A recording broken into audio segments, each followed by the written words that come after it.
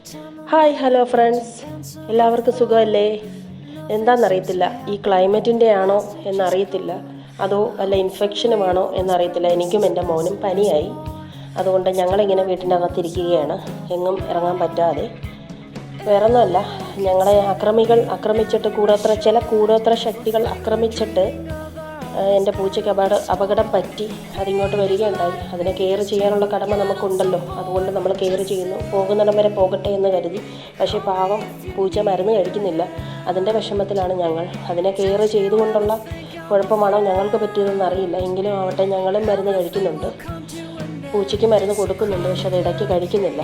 അതിൻ്റെ ഒരു വിഷമമുണ്ട്.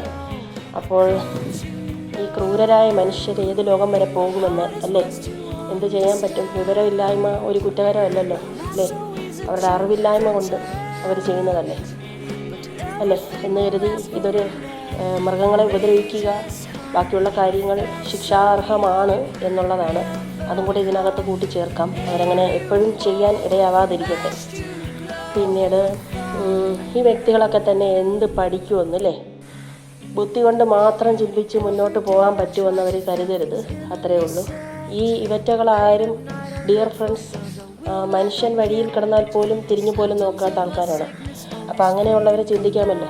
നമ്മൾ മൃഗങ്ങളെപ്പോലും, അപകടം പറ്റിയ മൃഗങ്ങളെപ്പോലും ശുശ്രൂഷിക്കുന്നുണ്ട്.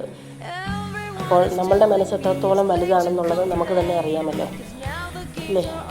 അപ്പോൾ ഞങ്ങൾ അതിന് മരുന്ന് കൊടുക്കാനുള്ള ശ്രമങ്ങളാണ് നടന്നുകൊണ്ടിരിക്കുന്നത്. അത് പോകുന്നിടം വരെ പോകട്ടെ എന്നാണ് നമ്മൾ ഇത് ചെയ്യുന്നത്. അപ്പോൾ നമുക്ക് സൂക്ഷിക്കാനുള്ളൊരു കടമയുണ്ട്. അതുകൊണ്ട് അതിന് നമ്മളെ മനസ്സിലായി, നമ്മളെ അറിയാം അതിന്. അതുകൊണ്ടാണല്ലോ നമ്മുടെ അടുത്ത് തന്നെ വീണ്ടും വന്നത്. അത് നമ്മുടെ ഒരു മനസ്സാണ്. അതിന് മിണ്ടാൻ അറിയാമായിരുന്നെങ്കിൽ അത് കുറ്റവാളികളെ പിടിച്ച് തന്നേനെ. പക്ഷെ അത് എന്നായാലും സത്യത്തിൻ്റെ മുഖം വികൃതമല്ലല്ലോ. എന്നായാലും കുറ്റം ശിക്ഷിക്കപ്പെടും എപ്പോഴായാലും. മൃഗങ്ങളെ ഉപദ്രവിക്കുന്നതും എടുക്കുന്നതും ശിക്ഷാർഹം തന്നെയാണ് എന്നുള്ളത് ഇതിനകത്ത് വെളിപ്പെടുത്തുന്നു. അവർക്കിതല്ല, ഇതിൻ്റെ അപ്പുറം വരാനിരിക്കുന്നു എന്ന് നമ്മൾ കഴിഞ്ഞ വീഡിയോയിൽ പറഞ്ഞല്ലോ. അത് തന്നെ വീണ്ടും റിപ്പീറ്റ് ചെയ്യുന്നില്ല.